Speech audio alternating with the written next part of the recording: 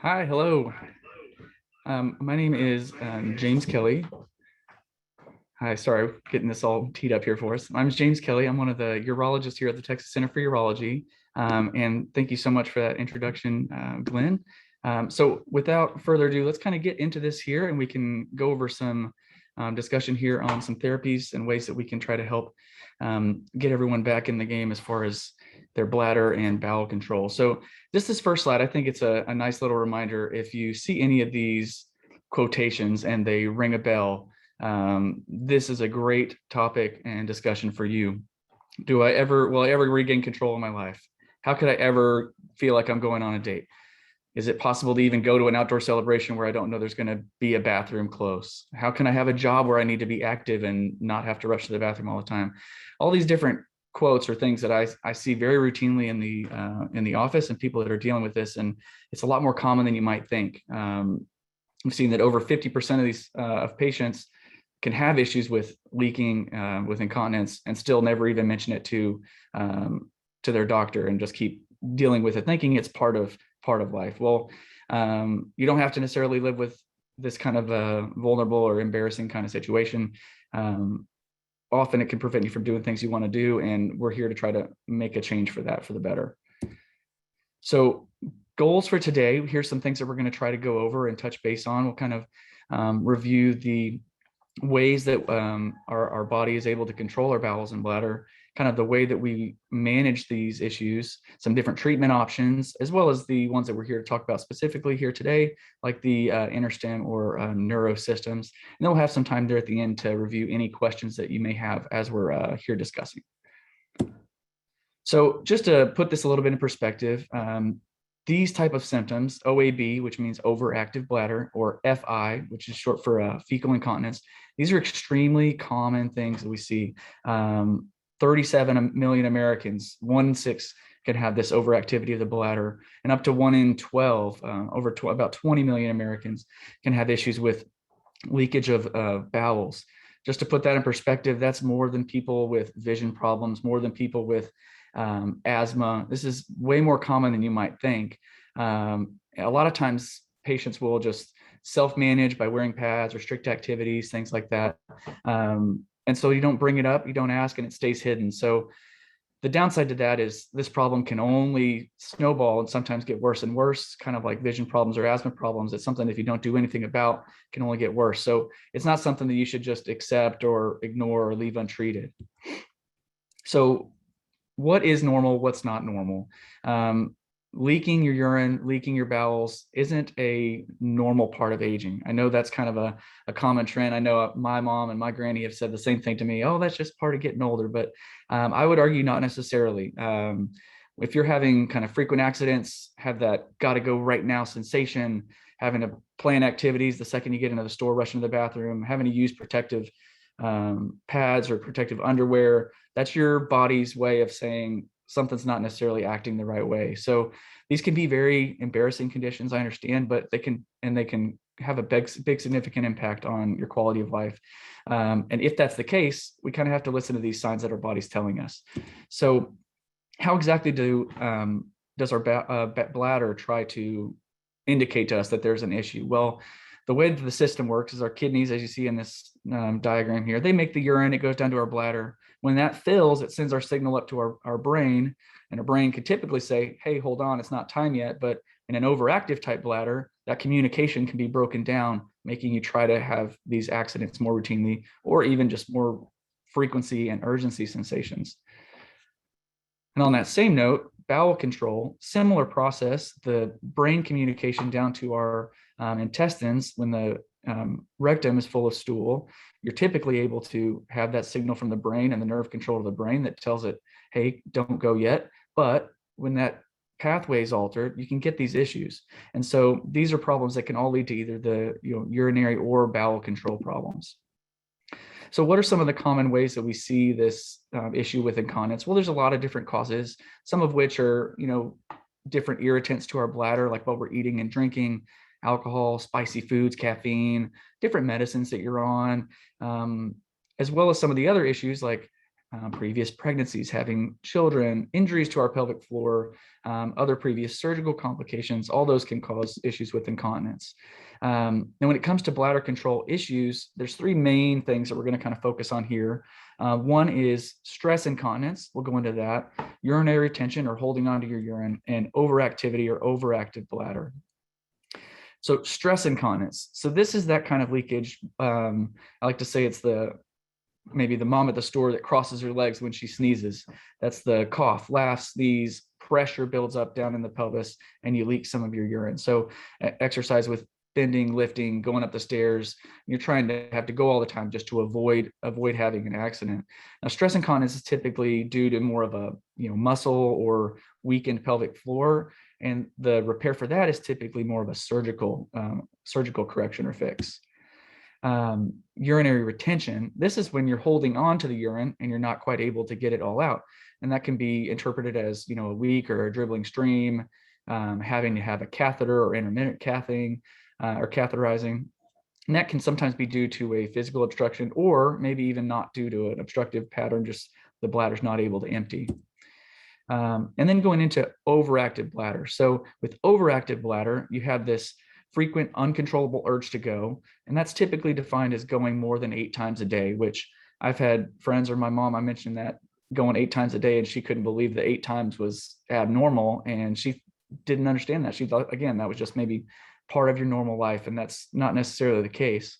And sometimes that urgency and frequency is so significant that you can't quite make it to the bathroom in time. And that's what we call urge incontinence. But all of that is due to this overactivity of the bladder, or the signal going between the brain and the bladder not quite doing what it needs. So treatments for overactive bladder vary a little bit different, and urge incontinence very different from the stress incontinence. And we'll go into how all that comes into play. And on another note, kind of like we talked about, one of the other issues with this signal can be fecal incontinence or chronic fecal incontinence. And that's due to when you're unable to hold your stool and maybe have an accident, whether or not that's because you don't have the ability to resist the urge, or it's coming out even if you're not necessarily know that it's coming out too. That can be accompanied by other, bowel problems with like diarrhea, constipation, gas, bloating. All of these things may present in that situation. And we're going to go over some ways that we can maybe help improve these situations. So like this nice lady on this screen here for you, how happy she is. There's good news. There's great treatments here that we can try to do to help get you back improving. So ways that we go about treating these different issues. You can kind of see it's a kind of least invasive to the more advanced type therapies.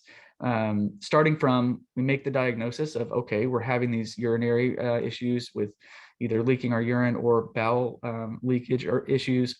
We make the diagnosis. Well, some of the first things that we'll go into here go from lifestyle, more conservative changes, all the way up to medications, and then more advanced type therapies. So we'll go into those here. So some of the different lifestyle and dietary changes, working on our diet, exercise, trying to have any kind of other pelvic floor physical therapy, avoiding things that we know trigger your bladder to have lots of issues with urgency and frequency, or things that a patient might know can cause them to have issues with their bowels, trying to avoid those, all the way up to doing pelvic floor strengthening exercises like Kegel exercises. Downside to these is these are things you, number one, may have already been doing, but sometimes these lifestyle changes are just not going to be able to cut it when it comes to the significance of the leakage. And so we'll go into kind of the next steps if those aren't working. And those would typically involve medicines. So these oral medicines can sometimes control the symptoms, and they have to be taken daily. So it's a pretty significant commitment.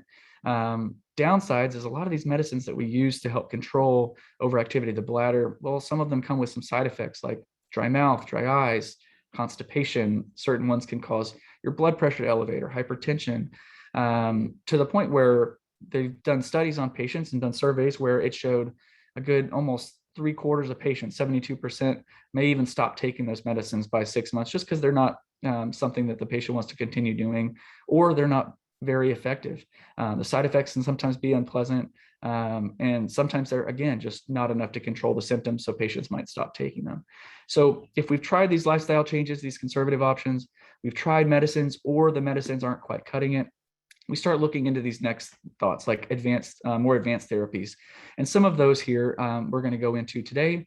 For bladder control, things like this InterStim or neuromodulation, tibial nerve stimulation, like this neuro system here, as well as other injectable medicines for the bladder. And then for bowel control, similar sacral neuromodulation system, as well as other surgical options. But it's important to kind of understand the different trade-offs on the different procedures before you are able to make that decision. So we'll go into kind of what those things are. So one of those injectable options for the bladder is something called Botox. I know you typically have heard of that for the forehead to help get rid of those wrinkle lines, but we also use it in the bladder because what it can do is help calm some of that urgency down.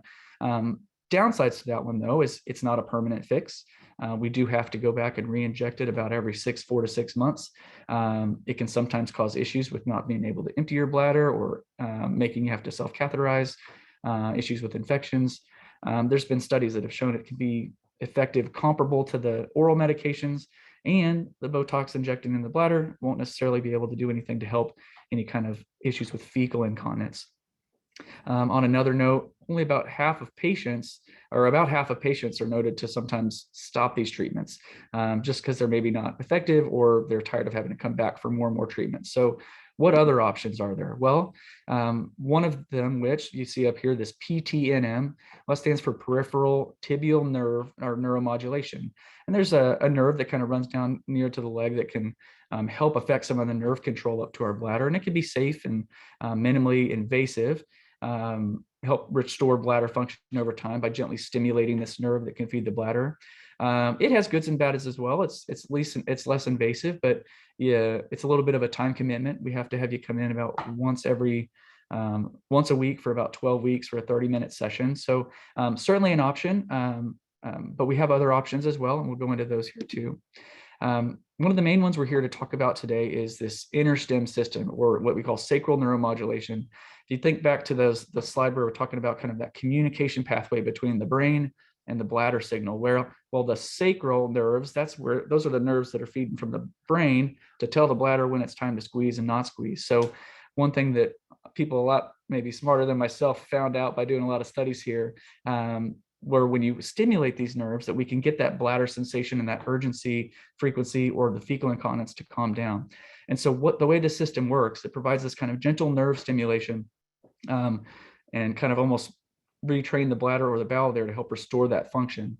Nice part about this system too is it has a way that you can give this kind of a test run, or let you quote unquote try before you buy. And then if you move forward, we can put this small implant there just in the upper portion of the buttock. And there's an option for a chargeable or a rechargeable and a non-rechargeable permanent device, depending on kind of your lifestyle and habits there. So this is a really great solution. And like I mentioned, one of the benefits of this, again, compared to maybe Botox, where you're putting it straight in the bladder, one of the benefits of this option is you can do a test run. You can try this thing out. Takes me about 15 or 20 minutes, either in the office or under some sedation in an operating room, where we can put that small little lead that goes into that portion of the nerve that feeds the bladder. And you get to test it out for the next several days. And we say, wow, this really helps. Thank you so much, doc. Let's put this thing in there. Or maybe we don't get the improvement that we want, and we have options, but at least we got to take that test and know if it was appropriate for you, and we can track those symptoms and see if it's improving. So when we're doing these therapy, we want to know, is it going to help? Is it effective? And is it safe?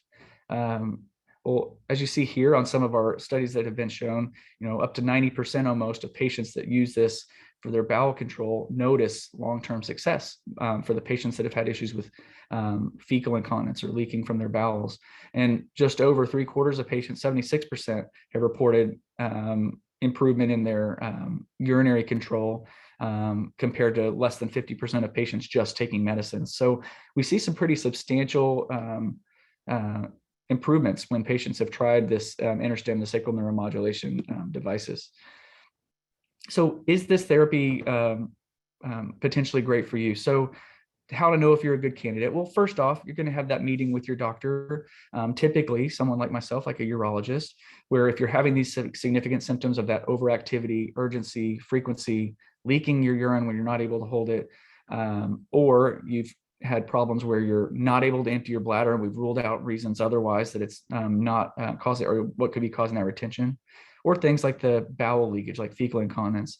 We've tried these other more conservative measures. They're not improving. Oral medications are not improving. Well, that's the patient that's going to benefit the most from something like this.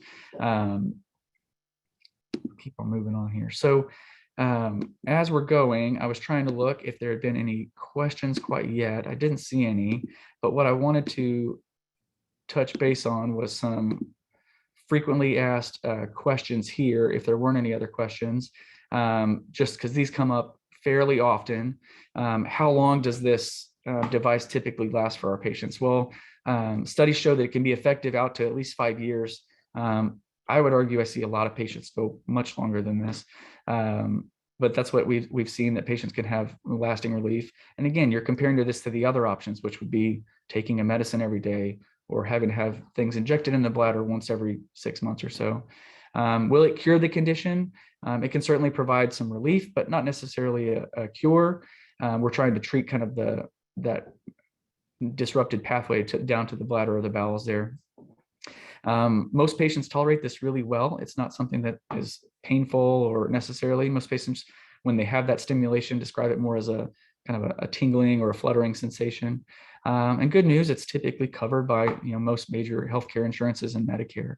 One of the newer updates too, as you imagine, you have this small little metal device. People have asked whether or not you can still get things like an MRI, and the nice part is, yes, you can. They've engineered these things to where that's not something that we have to worry about at this time. So with that, I was going to see if there's any potential questions, and we can see what's on there, and I'm happy to answer if any come up.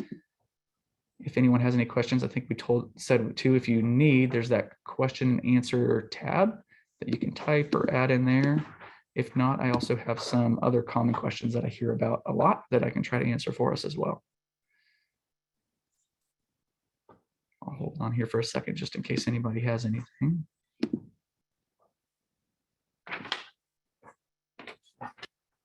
While we're on that topic, if, I assume by signing up for something like this is something that you're interested in, got all of our contact info here, because the next best step for this is I'd love to let you come in and meet with me in the office, and we can kind of go over our different options and ways to get our patients the best possible treatment and outcomes here to just make your life more comfortable and not have to deal with issues like this. And we have a lot of options that we can do for you here. So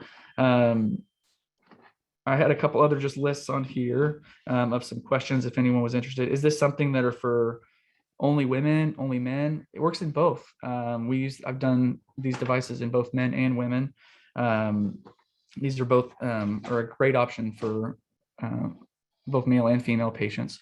So not something that you have to necessarily only affects men, only affects women. We see this overactivity of the bladder in both. Let's see. Another question I've gotten before that we had is, what if I've seen a urologist before and I've tried medicines? Am I going to have to start all the way over if I come see you next? And that answer is no.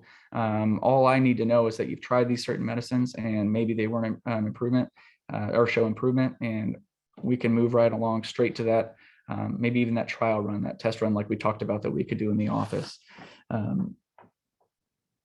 If I've already tried Botox, would InterStim still work for me? That's a great question too. And the nice part about that is if you have tried it and we didn't see improvement, that would absolutely be the next thing I'd recommend, is a trial of InterStim or trial of a sacral neuromodulation device, something to try to get those symptoms better controlled. Let's see. What is the test process like? I think that's a great question too. That's that try before you buy period. So typically what that is where you come into the office and I numb everything up, numb the skin up. It takes me about 15 or so minutes. We are able to put a small little electrode lead down towards the nerve there that feeds the bowels, feeds the bladder. And then we have this little battery pack that'll stay there taped to the bottom. And we check in every day and we see how your symptoms are. And if we see improvement, we take those small little temporary leads out and we can go forward with the implanting of the actual device there. So it's a very streamlined, easy process for our patients. And we have great staff on hand that help kind of coordinate with our patients as well. let's see. That's some of the big questions I saw on here that I think that I've seen the most often. I'm gonna check on here on the poll or the questionnaire one more time and see if anyone has anything else. I'd be happy to answer. Don't see anything on there yet. Well, if not, I really appreciate everyone who was able to log in and register here. Again, I would love for you to reach out to our office. I'd be happy to see you. I see patients over in the Burleson and Mansfield areas. I also have partners in the Fort Worth and Weatherford regions that we'd all be happy to see you to help get you scheduled and answer these questions. So if you call this number here or reach out or go to our website, we would be happy to get things set up for you. So if you need anything, please feel free to reach out. I'd love to meet you in person and go over some ways that we can get all your symptoms much better controlled. So with that, I will go ahead and end our meeting. Thank you guys so much.